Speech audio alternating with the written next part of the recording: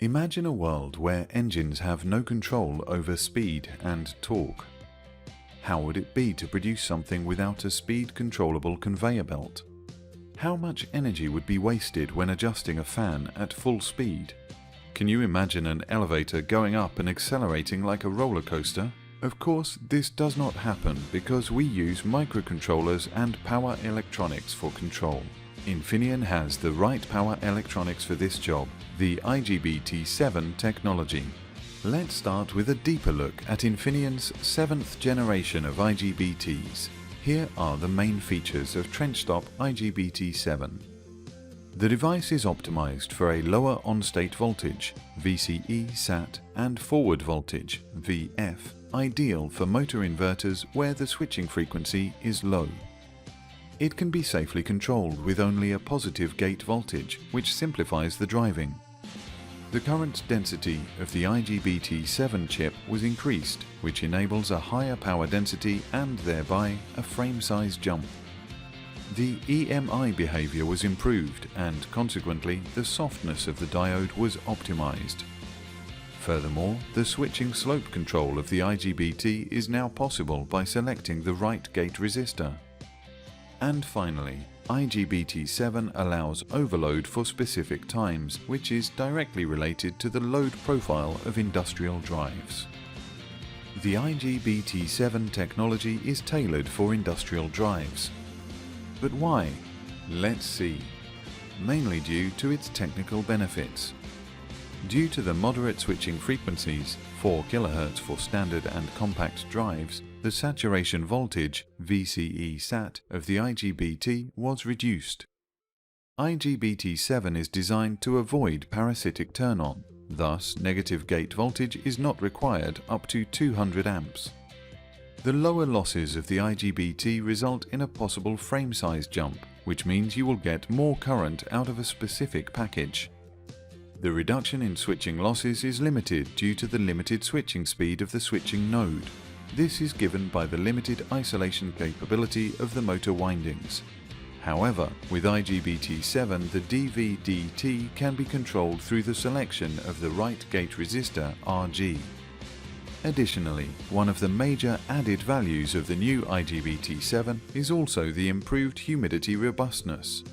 The new chip generation fulfills the latest market requirements for IGBT modules. But how can you find the right gate resistor value?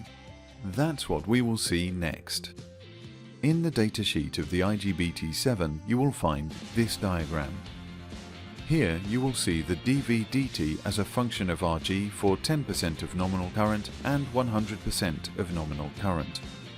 In the case of Infineon's FP25 module, you end up with 5 volts per nanosecond and with an Rg on and Rg off of 17 ohms. For 3.5 volts per nanosecond, you will have 2 different values for Rg on and Rg off, here 27 ohms and 52 ohms respectively. Keep in mind that these values are for a gate voltage of 15 volts and minus 15 volts.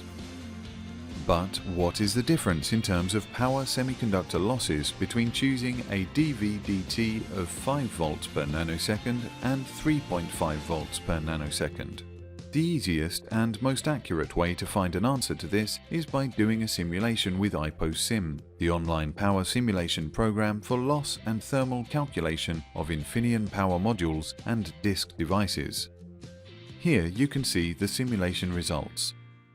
Through the slower voltage slope, the switching losses increase by 21%. The total losses increase by 10%, and the junction temperature is 7 degrees Celsius higher. Now let's see the existing and planned portfolio of IGBT7 portfolio for industrial drives. The PIM configuration of the modules is widely used for standard and compact drives.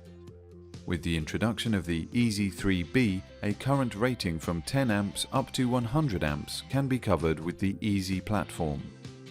With the EconoPIM, the current can be increased to 200 amps.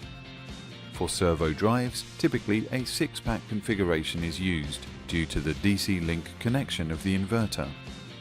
The Easy platform offers here a current range from 25 amps up to 200 amps. In a similar range, the Econo pack can be used.